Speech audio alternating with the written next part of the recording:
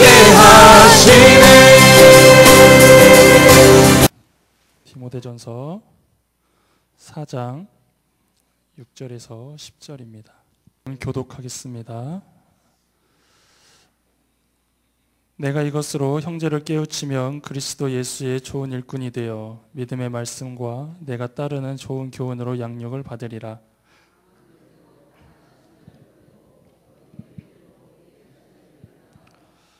육체의 연단은 약간의 유익이 있으나 경건은 범사에 유익하니 금생과 내생에 약속이 있느니라.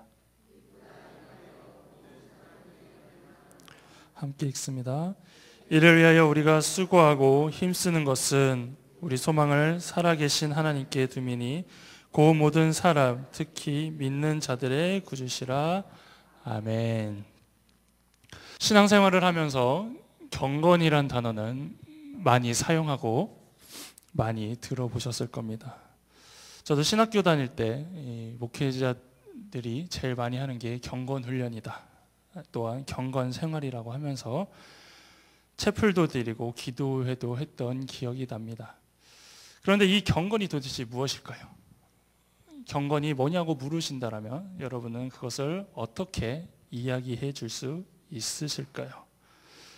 그리고 그것이 무엇이길래 왜 훈련하라고 하는 것인지, 그리고 왜 경건이라는 것은 또 훈련하라고 성경에서 말하고 있는지 의문을 가져보신 적이 있으십니까? 이 경건에 대하여 생각을 하려면 먼저 디모데전서 3장 16절을 한번 보시면 되겠습니다. 여기 3장 16절을 제가 같이 읽진 않지만 한번 보시면 뭐라고 나와 있냐면 크고다 경건의 비밀이여라고 이야기합니다. 이것은 무슨 이야기냐면 사도 바울이 크도다 경건의 비밀이여라며 탄성을 지르는 겁니다. 그리고 감탄하는 거예요. 그래서 무엇에 대한 감탄이냐? 다음에 나오죠. 그는 육신으로 나타난 바 되시고 영으로 오롭다 하심을 받으시고 천사들에게 보이시고 만국에서 전파되시고 세상에서 믿음 바 되시고 영광 가운데서 올려지셨느니라. 아멘입니까? 이게 경건이라는 거예요. 이것이 그 경건에 대한 비밀이라는 거예요. 즉 한마디로 복음을 경건이라고 말하고 있는 것입니다. 그래서 이 진리의 위대함과 감격을 표현하면서 정말 이 복음이라는 것이 크구나, 이 복음이라는 것이 정말 대단한 거구나 라는 것을 경건이란 단어로 표현한 것이죠. 원어로는 헬라어로 유세베이아스라고 말하고 이것은 영혼의 거룩한 상태라고 말하고 있습니다. 뭔가 되게 고차원적이고 범접할 수 없는 느낌의 이 단어. 하지만 이 경건을 쉽게 얘기하면 그리스도 안에서 우리의 삶을 참되게 하나님께 헌신하는 것, 경외하는 것으로 설명할 수 있다는 것이죠. 그렇게 했을 때 여러분 경건하게 살아가십니까? 또한 여러분 경건이 무엇인지 아십니까? 라는 이 질문에 대해서 내가 하나님의 말씀대로 살아가고 있는가? 내가 하나님의 뜻을 알고 있는가에 대한 질문이라고 받으시면 된다는 것이죠. 그래서 경건의 비밀은 곧 무엇을 말합니까? 믿음의 비밀, 그리고 예수님의 비밀을 말하고 있는 것입니다. 그는 육신으로 나신 바 되셨고 라고 시작하는 이 설명은 성육신이 되셔서 우리에게 나타나신 예수님, 이것이 비밀이었어요. 구약시대에는 이거를 비밀로 얘기하였고 예언을 통해서만 알려졌던 이 비밀이 예수님께서 이 땅에 오심으로 인하여서 그것이 눈으로 확인되어지고 사람들에게 증거되어졌기 때문에 이것은 더 이상 비밀이 아닌데, 이것이 상식적으로 이루어지는 게 아니라 하나님이 신적 존재가 사람이 되는 이 비밀을 풀어버리셨다라는 놀라운 일을 표현하고 있는 것이죠. 왜냐? 우리는 단지 믿음이고 또한 들었기 때문에 하나님이 인간으로 되셨다는 거에서 큰 의문점을 갖지 않습니다. 그런데 당시 사도 바울이 살았던 이 시대는 어떤 시대였냐면 플라톤의 이데아의 사상이 있습니다. 물론 지금 사회적으로나 철학적으로 이런 이분법의 문제가 지금도 오고 있지만 이데아의 사상은 영의 세계와 육의 세계가 있습니다. 그래서 영의 세계는 선하고 육의 세계는 악한 거예요. 그래서 그들은 뭐 하나님 또 다른 신을 믿지는 않지만 아무튼 신들의 영역은 선한 세상이고 인간이 사는 이 유괴 세상은 악함이 있을 수밖에 없다라고 나눠진 이 철학 가운데 그리스 신화가 바로 이런 부분에서 나온 것입니다. 여러분 그리스 신화 읽어보셨을 거예요. 그러면 거기 나오는 신들의 모습을 잘 보십시오. 하늘에서 살고 또한 어떠한 무궁무진한 힘을 하나씩 갖고 있지만 그들이 죄를 지었을 때 어떻게 됩니까? 인간의 세상으로 보내어지고 또한 인간의 모습으로 나타낸다는 것이 이제 그들의 사상이에요. 왜냐하면 신은 선해야 되는데 잘못을 전했기 때문에 이제 악한 유괴 세계로 보내어진다. 이렇게 이해가 되는 시대가 바로 이 플라톤의 이데아 세상입니다. 그렇기 때문에 신적 존재가 사람이 된다라는 것은 상당히 최악의 이 벌과 같은 절대 있을 수 없는 그런 모습이 그 당시 사람들의 생각이었던 것이죠. 그런데 기독교적으로 들어오면 어떻게 됩니까? 그런 신적 존재인 하나님께서 사람이 되어 이 땅에 인간의 모습으로 왔다라는 것. 이것을 도저히 그 당시에 설명할 방법이 없고 그것을 믿으라고 표현할 수 없었다라는 것이죠. 그래서 기독교는 이론이 아니라는 것입니다. 왜냐? 이해할 수 없는 것이고 생각하면 생각할수록 더 어려워지는 것이 바로 이 기독교입니다. 그래서 기독교는 뭘로 받아들여야 돼요? 머리가 아닌 마음으로 받아들여야 돼요. 그것이 바로 믿음이라고 표현할 수 있는 것입니다. 그래서 경건 훈련, 경건 생활은 즉 믿음 훈련, 믿음 생활이라고 표현할 수 있는 것입니다. 그렇다면 오늘 본문에 뭐라고 나오냐면 경건에 이르기를 연습하라라고 말하고 있는 것입니다. 그럼 경건에 이르기는 연습을 하기 전에 준비 과정이 있는데 그것은 무엇이냐면 4장 7절에 이렇게 되어 있습니다. 같이 읽어보겠습니다. 망령되고 허탄한 신화를 버리고 경건에 이르도록 내 자신을 연단하라. 아멘. 경건에 이르는 연습을 하기 전에 뭘 버려야 되냐면 허탄한 신화를 버려야 되는 거예요. 그럼 망령되고 허탄한 신화는 뭐냐? 표준 세번역에서는 이 본문을 이렇게 기록했습니다. 저속하고 헛된 꾸며낸 이야기를 물리치십시오. 경건함에 이르도록 몸을 훈련하십시오. 쉬운 성경에는 하나님의 진리와는 다른 어리석은 이야기를 하는 사람들도 있을 것입니다. 그러한 가르침에 솔깃하지 말고 우리 하나님을 섬기는 경건한 일에 스스로를 훈련시키십시오. 이렇게 하면 이 망령되고 허탄한 신화가 무엇인지 조금 쉽게 이해가 되실 것입니다. 즉 무엇이냐? 앞절의 믿음의 말씀과 좋은 교훈과 반대되는 영역을 말하고 있습니다. 교회에서 배우지 않는 것들을 밖에서 주워 들어오거나 아니면 이단적인 이야기, 교회의 안 좋은 이야기, 무신론적 이야기처럼 신앙을 못 자라게 하거나 의심을 주는 것, 더 나아가서 교회 안에서 덕이 되지 않는 이런 모든 것들을 여기서 우리로부터 다 제거하라는 것입니다. 이런 이야기를 듣고 기억하고 퍼뜨리는 것을 같이 들으면서 경건 훈련을 하는 것은 말이 안 된다라는 거죠. 여러분 쉬운 예로 다이어트 많이 하시죠? 안 하시는 척 하시는 것 같은데 예. 다이어트 하시잖아요. 다이어트 할 때 가장 먼저 생각나는 게 뭐예요? 먹는 거 조절하는 거 아니에요? 그렇죠? 다이어트 한다면서 근데 어때요? 살이 안 빠진대요. 그럼 둘 중 하나예요. 먹거나 운동 안 하거나. 마찬가지예요. 경건에 이르는 훈련을 하라고 했으면은 그렇지 내가 경건하게 살아가야지 내가 이제 경건하게 서야지 라고 하는데 경건하지 못한 것들을 같이 갖고 있는 거예요. 그러니까 이것이 자라지 못하고 계속 흔들리고 있다는 것입니다. 교회는 원래 문제가 많이 있습니다. 교도소 다음으로 죄인들이 많이 모여 있는 곳입니다. 그래서 생각해 보니까 대형 교회는 어떻게 보면 교도소보다도 더 많은 죄인들이 있겠구나라고 이렇게 생각도 했는데 이런 사람들이 모인 곳에는 당연히 온전함이 있을 수 없다라는 것이죠. 또한 종교 가운데서도 사람들이 가장 많이 파헤치고 가장 많이 연구하고 가장 많이 이렇게 안 좋은 모습을 드러내고자 하는 것이 바로 이 기독교입니다. 그러다 보니 뭐가 많이 나오냐면 루머가 많이 나와요. 헛소문이 많이 나오고 또한 잘못된 해석들이 많이 나온다라는 거예요. 근데 그게 결국은 어디로 귀결됩니까? 신앙을 멀어지게 하는 말들이라는 것이죠.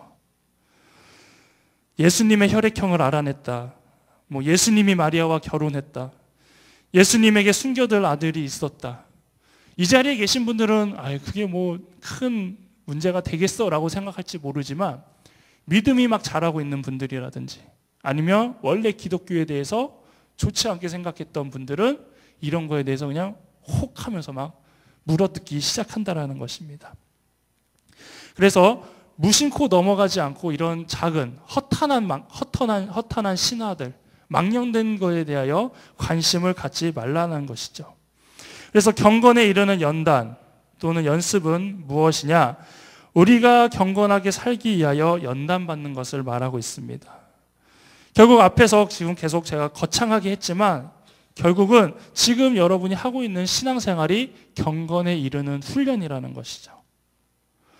자, 그렇다면 경건에 이르는 훈련으로 가장 먼저 무엇을 해야 되냐? 성경을 읽어야 됩니다. 여러분은 괜찮은 것 같아요. 근데 젊은 세대들이 이게 착각하는 게 뭐냐면 성경 안 읽고 그냥 설교만 들어도 신앙생활을 잘 할 수 있다라고 생각하는 경우가 많이 있습니다. 근데 여러분 성경책 다 갖고 계시죠? 네, 이 자리에 계신 분들은 다 갖고 계신 분들이에요. 왜 성경을 사셨어요? 이뻐서? 아니면 싸게 나와서? 네. 가장 필요한 거기 때문에 사는 거예요. 여러분 헌금은 안 갖고 교회 올 수 있어요. 그렇죠? 상황에 따라서. 그렇죠? 근데 성경을 안 갖고 오는 거는 조금 이제 힘든 거예요. 왜냐? 그 자리에 있기가. 그런데 대부분 이제 성경을 안 갖고 다니는 시대가 되어 버렸다라는 겁니다. 왜요? 앞에 다 보여주잖아요. 친절하게 큰 글씨로 막 보여주고 아름다운 그림도 막 있고 있다라는 거죠.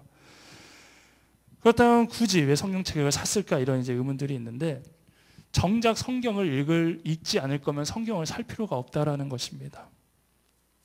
성경은 시간 날 때 보는 책이 아니에요. 우리가 밥 먹듯이 봐야 되는 책이에요. 금강산도 식후경이라는 단 속담이 왜 생겼습니까? 일을 하더라도 먹을 땐 먹어야 된다는 것처럼 성경도 마찬가지입니다. 바쁘고 힘들더라도 할 건 해야 되는 게 바로 이 말씀이라는 것이죠. 왜냐? 이 말씀이 생명이기 때문입니다. 이 말씀이 있어야 우리가 살아갈 수 있기 때문입니다. 설교자들이 제일 두려운 게 무엇인지 아십니까? 설교 준비가 안 될 때예요. 말씀을 묵상해도 하나님의 뜻을 구할 때에도 이게 조금 힘들 때가 있어요. 어쩔 때는. 근데 이것이 설교자만 느껴야 되는 게 아니라 여러분들도 같이 느껴야 된다는 것이죠. 목회자는 당연히 설교를 준비해야 되고 설교를 준비하려면 당연히 성경을 읽어야 된다라고 생각하실지 모르겠지만 하나님의 자녀라면 말씀을 봐야 되는 것은 동일한 모습이라는 것이죠. 그래서 여러분들이 설교까지는 아니어도 큐티를 통해서 또한 말씀을 읽다가 은혜 받은 것을 나눌 수 있는 것입니다. 성경은 목사님이 읽어야죠 라고 얘기하는 분들은 대부분 성경을 안 읽는 분입니다.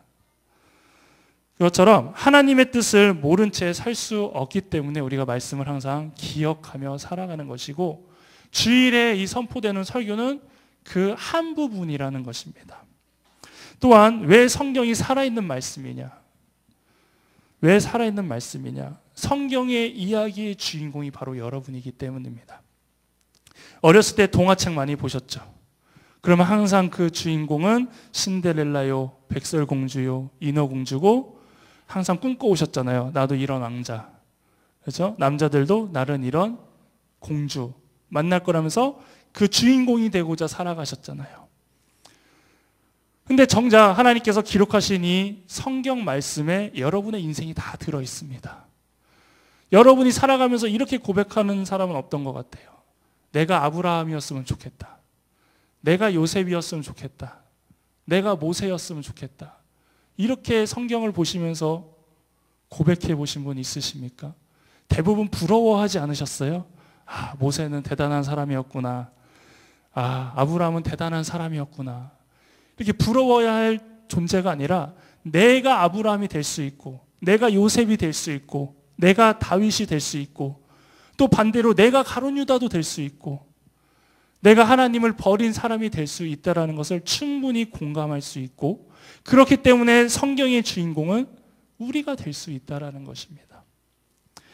그리고 하나님은 그 인간의 모든 모습들을 이미 이 성경 말씀에 다 담아 놓으셨다는 것이죠.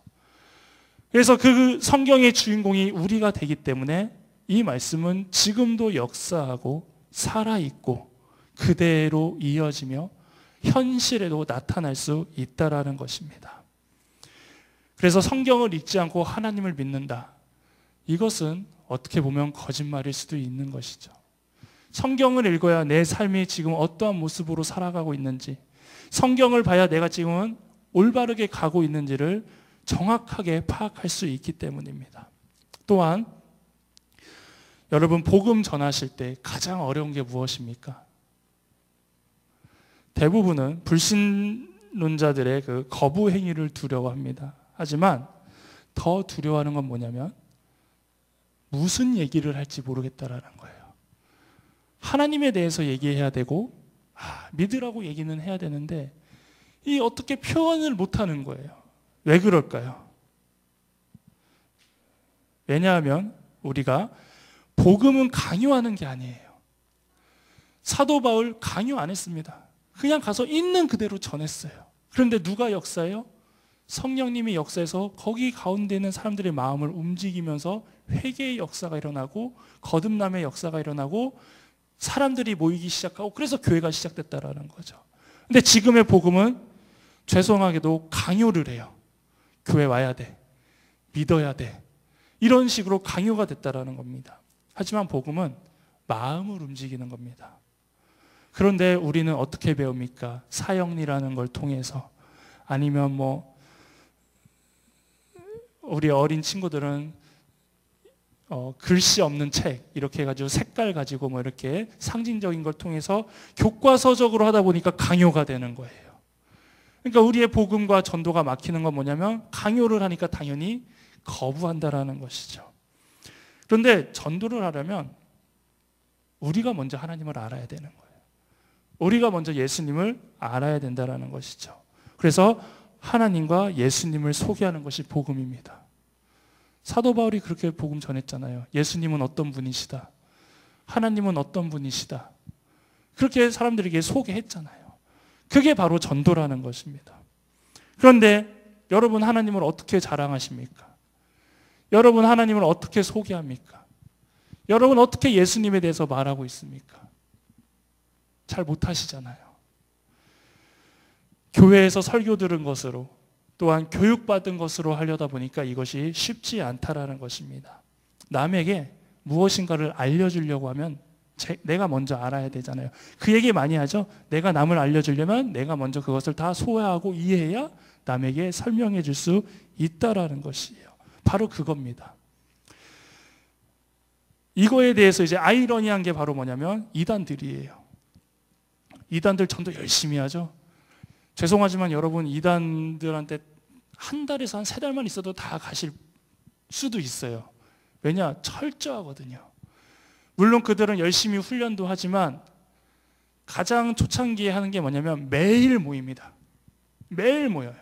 매일 모여서 2시간 반에서 3시간씩 성경 공부하고 전도에 대해서 배우고 하다 보니까 빨리빨리 알아가고 습득하면서 그것을 이제 자랑하는 것이에요. 근데 우리의 모습은 어떻습니까? 전도 훈련도 없죠. 그렇죠? 전도용 교재도 없죠.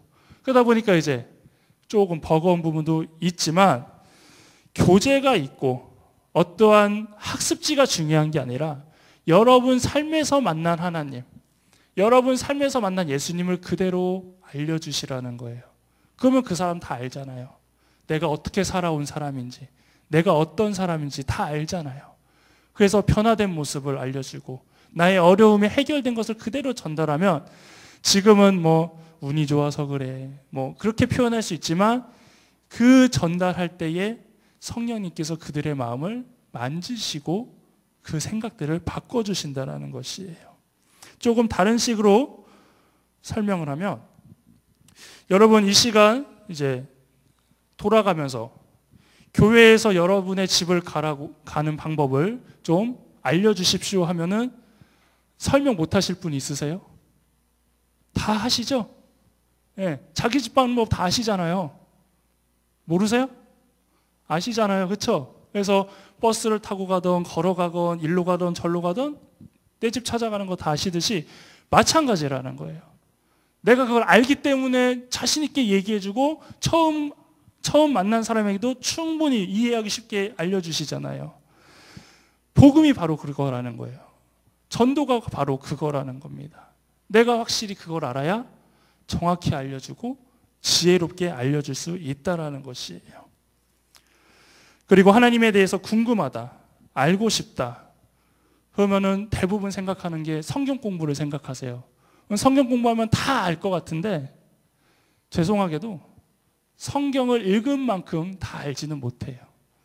그래서 성경을 읽지 않고 신앙생활을 한다는 것은 솔직히 하나님 앞에 우리가 거짓말하는 모습이다라고 말할 수 있다는 것이죠. 또한 성경을 무조건 많이 읽는 것도 올바른 것은 아닙니다. 성경 많이 읽으신 분, 예, 이 자리에도 계실 거예요. 근데 이 많다라는 건 100독 이상 얘기하는 겁니다. 예. 한 10독 하시고 많이 읽었다 이렇게 생각하지 마시고 한 100독 이상 하신 분들 성경 퀴즈 대회 1등 하실까요? 아니죠. 제가 설교하다 실수하는 거 쉽게 알아내실 수 있을까요? 못 알아내요. 즉 성경을 잘 들으십시오. 성경을 많이 읽는다고 좋은 게 아니라 제대로 읽어야 된다는 겁니다. 성경은 많이 읽는 방법이 지금 많이 나와 있어요. 귀로도 읽을 수도 있고 그냥 눈으로 따라 읽을 수도 있는데 연구 결과로 2박 3일 또한 3박 4일 동안 그거 테이프 틀어놓으면 2박 3일이면 충분히 일독을 한대요. 그래서 정말 일독을 해보고 싶으시다. 아무 생각 없이. 그럼 2박 3일간 그냥 눈 뜨고 그냥 하시면 일독 가능합니다. 또 이제 조금 과학적으로 한 분은 뭐가 있냐면 80시간이 필요하답니다. 80시간. 네. 그러니까 예전에는 지금도 그러지만 뭐 하루에 3장씩 주일날 5장 읽으면 일독한다. 그것도 있지만 아니면 하루에 40분 하려면 200일이면 된대요. 80시간이니까. 그래서 다양하게 얘기했는데 처음 통독을 하고자 하는 분들은 좋아요. 여기까지는. 그렇게라도 해서 한번 좀 드디어 내가 한 번 읽었구나. 한 2번 읽었구나. 그랬지만 이제 서서히 성경에 대해서 제대로 읽고 싶으신 분은 다독이 중요한 게 아니라 그 성경을 내가 얼마나 제대로 보고 정확히 보느냐가 중요한 것이에요. 그래서 성경을 제대로 읽지 않으면 앞에서 말한 허탄한 신화에 빠지는 겁니다. 그 대표적인 사람들이 바로 이단이에요. 이단들 성경 다 독했을까요? 그 구절만 다 독했어요. 그 구절만, 자기들에게 필요한 구절만. 그리고 이단 교주 중에 뭐 천독했다라는 사람도 있는데 그걸 해석하는 거 보면 아주 그냥 웃기게 하고 있다라는 것입니다. 그래서 여러분 말씀이 있는 게 소홀했다라면 우리가 조금 더 이 말씀에 대하여 관심을 가지셨으면 좋겠어요.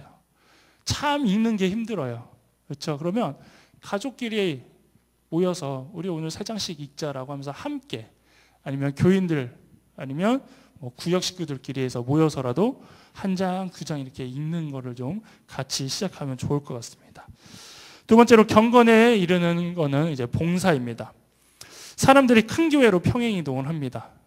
그렇죠? 지금은 조금 뭐 감소 추세이긴 한데 대부분 이 작은 교회 사람들은 큰 교회로 이동을 해요. 전 물어봐요. 왜 가냐? 큰 교회 왜 가냐? 물어봅니다. 여러분 어떻게 생각하세요? 왜 큰 교회로 갈까요, 사람들이? 생각 안 해보셨죠? 네, 가지 마. 그것만 생각하셨지. 누구한테 상처받았어. 그것만 생각하셨지. 거길 왜 가려고 그래? 이렇게 생각 안 하셨죠. 근데 목회자는 딱 생각이 그거지. 거길 왜 갈까? 네, 왜 갈까요? 설교가 좋아서? 그건 아닌 것 같아요. 네. 시스템이 좋아서? 이거는 뭐 틀린 얘기는 아닌 것 같지만 또 정답은 아닌 것 같습니다. 근데 대부분 물어보면 그거예요. 봉사하기 싫어서 가는 경우가 너무나 많아요. 왜냐면 봉사하다가 상처를 받거든요. 열심히 충성했는데 상처받거든요. 그럼 이제 딴 데로 가는 거예요. 그래서 나 이제 일 안 할래. 하나님 일 했는데 나한테 더 아픔이 오니까 그냥 조용히 예배만 드리고 그냥 가야지. 대부분 이런 분들이 이제 간다라는 것이죠. 그런데 이제 큰 교회 가면 뭐 해도 돼요? 봉사 안 해도 되잖아요. 이미 거기는 일꾼들이 다 세워져 있고 거기는 일꾼이 막 차고 넘치니까 오디션도 보고 막 면접 보니까 나한테는 이제 봉사할 그게 없으니까 큰 교회 가는 거예요. 작은 데 가면 또 해야 되니까. 그래서 이제 평행이동을 이제 시작했었는데 반대가 있습니다. 이제 반대로 큰 교회에서 이제 또 작은 교회 가는 분들이 있어요. 이런 분들은 이제 대형 교회에서 나와서 동네에 있는 개척교회로 가는 분들이에요. 이분들은 신앙생활은 항상 뭐가 따라온다는 걸 아냐면 헌신이 있어야 된다는 걸 아시는 분들이에요. 그리고 신앙생활로는 이 감격에 겨워서 뭔가를 해야겠다는 그 마음이 있는 분들이 이제 그쪽으로 가시는 거예요. 그러니까 큰 교회에서는 기회가 안 오는 겁니다. 내가 하고 싶은데 나보다 유능한 사람이 있고 이거에 대해서 전공자가 있으니까 못하니까 차라리 내가 섬길 수 있는 그 자리로 가서 내가 교회를 섬기겠다는 분들이 있다라는 것이죠. 그래서 여기서는 이제 두 가지를 짚고 싶은데, 하나는 지금 하는 봉사와 헌신이 천국에 가는 대가가 절대로 아니라는 것입니다. 우리가 잘못 생각하고 있는 건 뭐냐면 이 세상에서의 삶과 하늘에서의 삶을 나누고 살아가고 있다는 것이에요. 외적으로는 맞습니다. 왜냐하면 우리의 육체가 죽어야 하늘에 가니까요. 하지만 성경에 나와 있는 건 뭐냐면 이 세상에서의 삶과 천국은 연장선상에 있습니다. 그러니까 영생이라는 단어를 표현하는 거예요. 죽을 수 없으니까. 근데 우리는 이 세계에서의 삶과 하늘에서의 삶을 나눠버리니까 여기서 사는 삶이 틀리고 하늘에서의 사는 삶이 틀리다라고 생각하고 있는 것입니다. 하지만 오늘 말하고 있는 이 훈련과 연단하라는 이유가 무엇이냐면 이 세상에서 충분히 훈련되고 연단되어진 삶으로 하늘나라에 와야 경건하게 살고 그곳에서도 하나님이 원하시는 삶대로 살아갈 수 있다는 것입니다. 에베소서 4장 11절에서 13장은 5대 직분에 대해서 이야기하고 있는데요. 그가 어떤 사람은 사도로, 어떤 사람은 선지자로, 어떤 사람은 복음 전하는 자로, 어떤 사람은 목사와 교사로 삼으셨으니 이는 성도를 온전하게 하여 봉사의 일을 하게 하며 그리스도의 몸을 세우려 하심이라. 우리가 다 하나님의 아들을 믿는 것과 아는 일에 하나가 되어 온전한 사람을 이루어 그리스도의 장성한 분량이 충만한 데까지 이르리니 아멘. 이렇게 기록되어 있는데 이 세상에서 우리가 신앙을 키워가야 된다는 것입니다. 이 세상의 신앙이 그대로 죽어서도 영향을 끼친다는 말입니다. 겨우겨우 하나님을 믿는 것, 겨우겨우 그냥 신앙생활 하는 것으로 힘들게 사는 것이 아니라 지금부터 예수님에 대해서 알아가고 지금부터 예수님에 대해서 충성하고 지금부터 예수님을 원하는 삶으로서 교회 안에서 사도로, 선교사로, 복음 전하는 자로 헌신을 하고 있으라는 것이죠. 만약 이 세상의 삶과 천국에서의 삶이 나눠져 버렸다라면 봉사라고 할까요? 안 해도 되잖아요. 나중에 죽어서 열심히 하면 되지. 그렇죠? 이곳에서 열심히 살 필요 있을까요?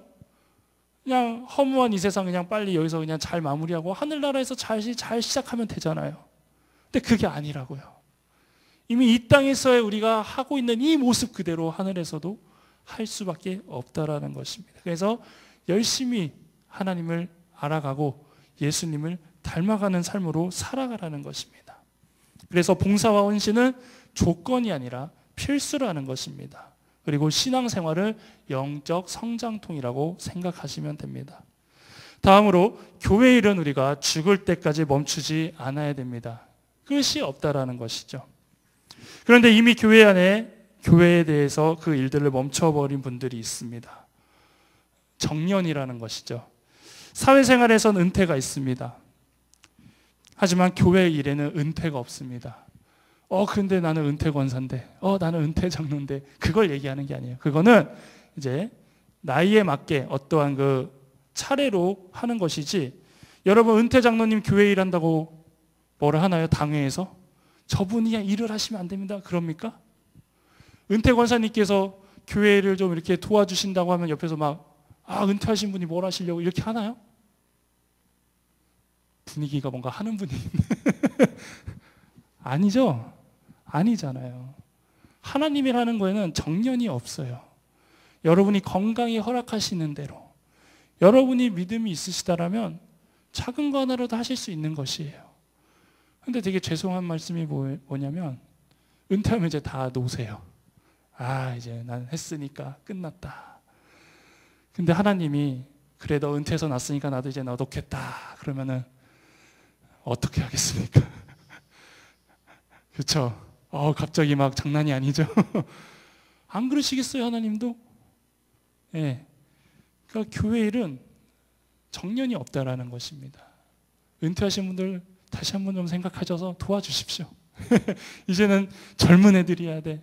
난 열심히 했어. 물론 열심히 하셨죠. 근데 뭐라고 그랬어요? 여기서의 삶이 그대로 간다니까요. 그대로 간다라는 것이에요. 더 하나님을 위해서 열심을 좀 내시고 하시라는 겁니다.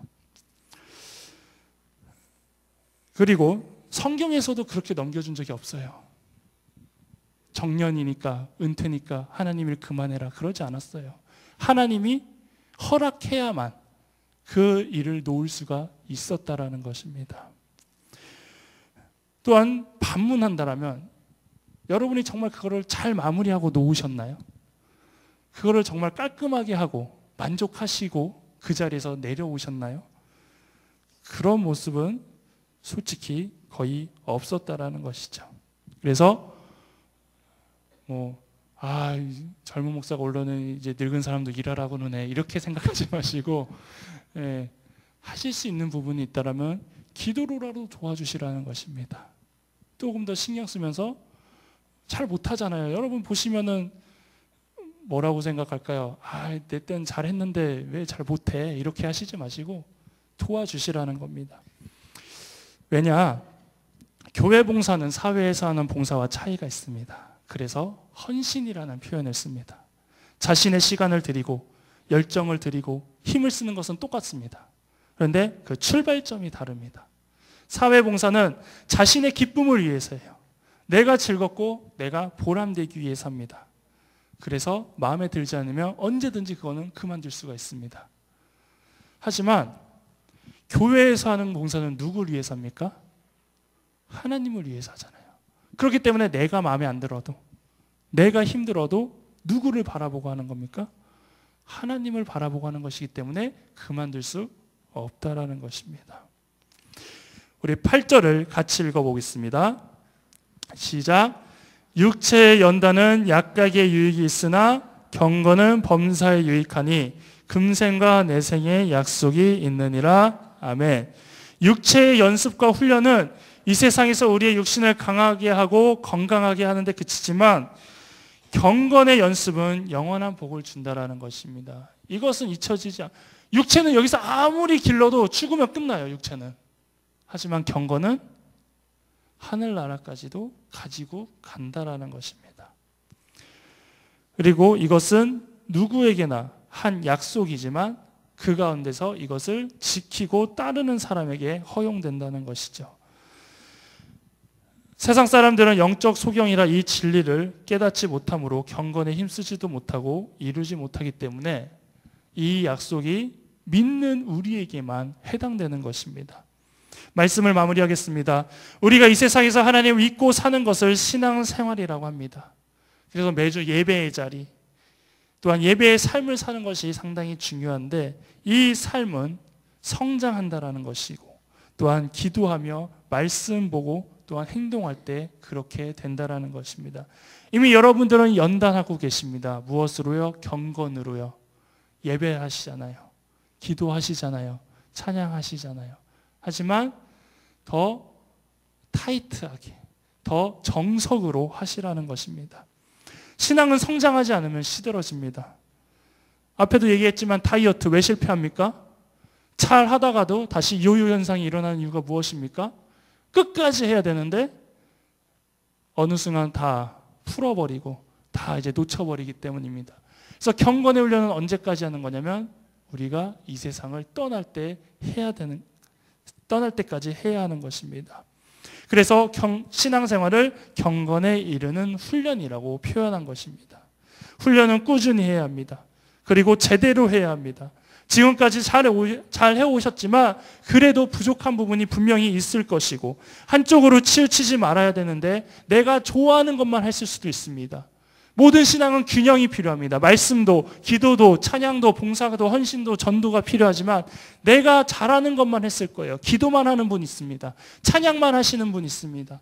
말씀만 듣는 분 있습니다. 하지만 균형 있는 신앙, 말씀을 들었다면 기도도 하시고 기도가 된다면 찬양도 하시고 또 찬양이 된다면 봉사도 하시면서 복음도 전하는 이 모든 균형적인 것이 있어야 우리의 신앙이 튼튼하게 자랄 수 있다라는 것입니다.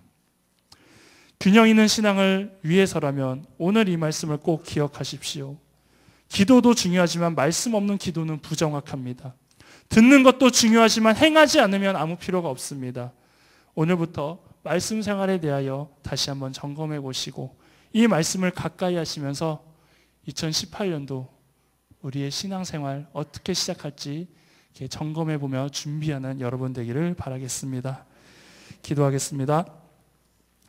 사랑과 은혜가 많으신 하나님 아버지, 우리가 평생 경건에 이르는 훈련을 멈추지 않게 하옵소서. 훈련은 어렵습니다. 너무 고됩니다. 힘이 듭니다.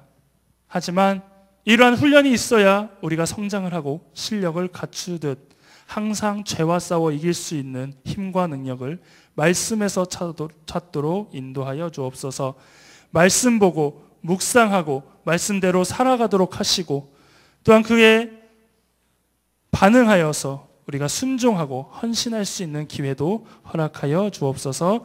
예수님의 이름으로 기도합니다. 아멘.